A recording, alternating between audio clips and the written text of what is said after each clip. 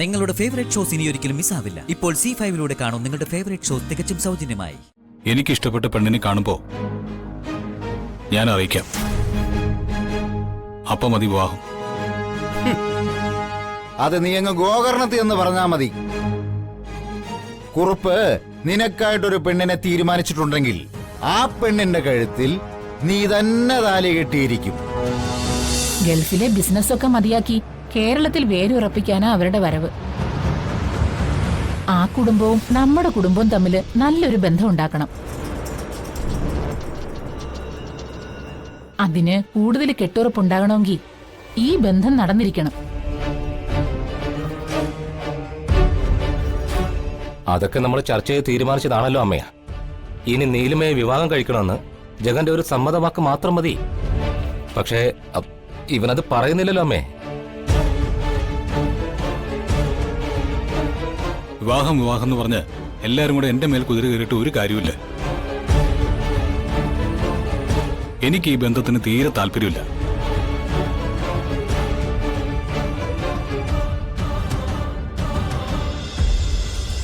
എന്റെ വിവാഹത്തിന് സമയമായിട്ടുമില്ല എന്ന് നീ തീരുമാനിച്ചാ മതിയോ?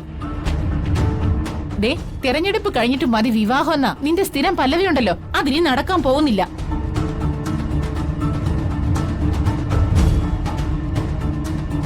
ദേ, ജോൽസിനെ കൊണ്ട് നിന്റെ ജാതകം പരിശോധിച്ചപ്പോ 3 മാസത്തിനുള്ളിൽ നിന്റെ വിവാഹം നടന്നില്ലെങ്കിൽ പിന്നെ നടക്കാൻ വളരെ ബുദ്ധിമുട്ടാന്നാ ജോൽസ്യൻ പറഞ്ഞത്.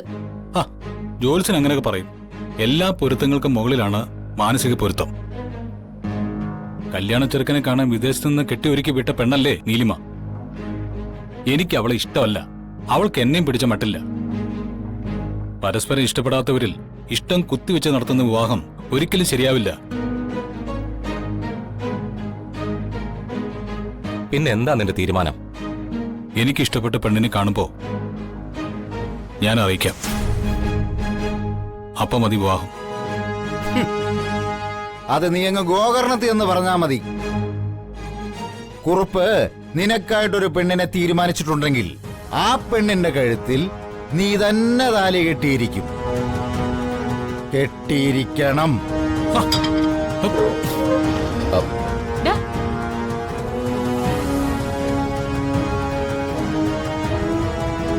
ആഹാരം കഴിക്കാതെ അവൻ എഴുന്നേറ്റ് പോവുകയും ചെയ്തല്ലോ. ഇങ്ങനെയുള്ള ശീലങ്ങളൊന്നും അവനില്ലായിരുന്നു. അഹങ്കാരം അല്ലാതെന്താ? അവനെ രാഷ്ട്രീയത്തിൽ വലങ്കയായി കൊണ്ടു നടക്കുമല്ലേ അച്ഛൻ. അതിൻ്റെതായ ഊറ്റം അവനുണ്ട്. വിവാഹത്തിന്റെ കാര്യത്തില് അച്ഛനെ അവൻ അനുസരിക്കുമെന്ന് എനിക്ക് തോന്നുന്നില്ല. അനുസരിപ്പിച്ചിരിക്കും. രാഷ്ട്രീയത്തിൽ വലങ്കയായവൻ വ്യക്തി ജീവിതത്തിലും അവൻ എന്റെ വലങ്കൈ തന്നെ ആവണം. രാഷ്ട്രീയത്തിൽ സെന്റിമെന്റ്സിനൊന്നും സ്ഥാനമില്ലെന്നുള്ള കാര്യം നിനക്കറിയാലോ. എന്നെ ധിക്കരിച്ചാൽ അവനെ ഞാൻ വട്ടപൂജ്യമാക്കിയിരിക്കും. മനസ്സിലായോ?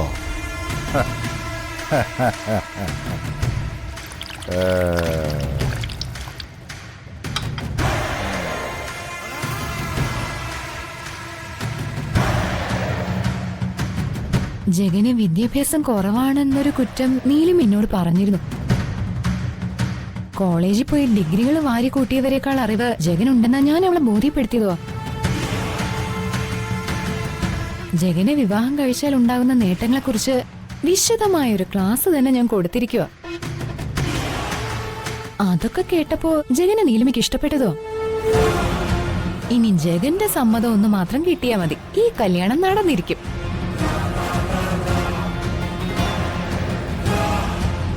എന്താ ഏട്ടന്റെ അഭിപ്രായമൊന്നുമില്ലേ? ഓ, എന്റെ അഭിപ്രായത്തെ ഇവിടെ ആര് മാനിക്കാൻ? എന്നാലും എന്റെ അഭിപ്രായം ഞാൻ പറയാം.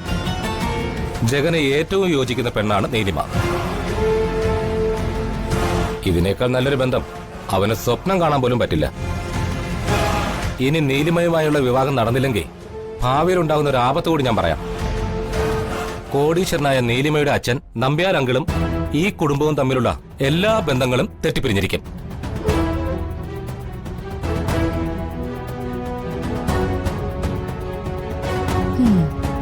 കർമ്മത്തിന് കൊള്ളില്ലാന്ന് നിങ്ങളൊക്കെ വിധി എഴുതി ജിതേട്ടൻ പറഞ്ഞതാ പരമാർത്ഥം.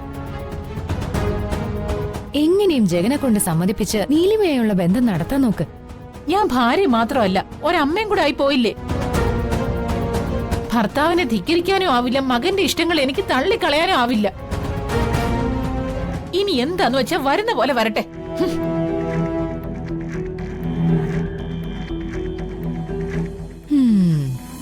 ഇവിടെ ചിലതൊക്കെ നടക്കും.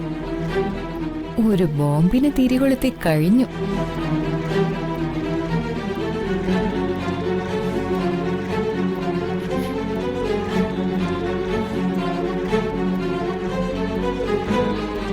ബുദ്ധിരാക്ഷസനായ വിക്രമിന് കഴുകന്റെ കണ്ണുകളാ. അയാളുടെ ദൃഷ്ടി എങ്ങാനും എന്റെ താലിയിൽ പതിഞ്ഞാൽ അതോടെ തീർന്നുവല്ല.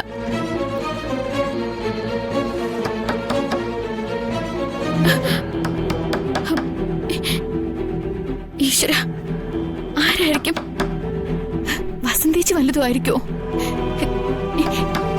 എങ്കിൽ എല്ലാം തീർന്നു. ഇന്നത്തോടെ എല്ലാം അവസാനിക്കും. ആരാ? ഞാനാ മോളെ, ഒന്ന് വാതില് തുറക്ക്.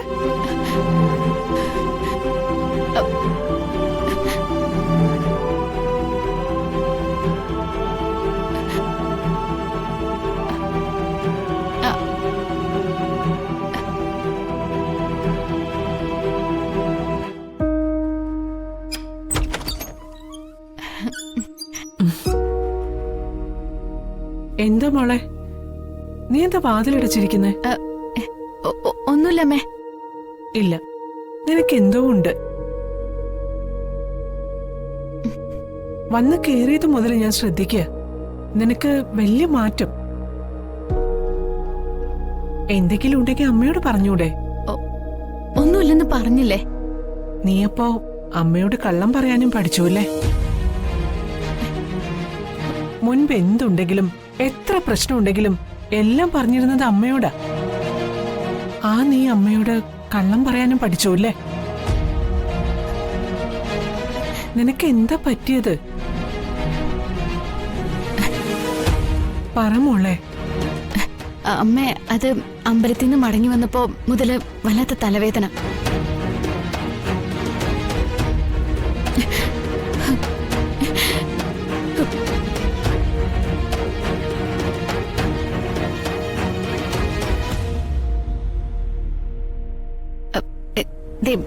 ദേഹം മുഴുവനും വല്ലാത്തൊരു വിറയൽ പോലെ.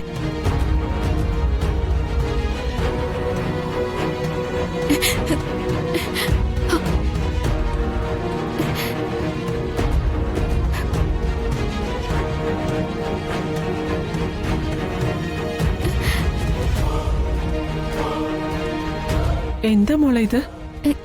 എന്ത്?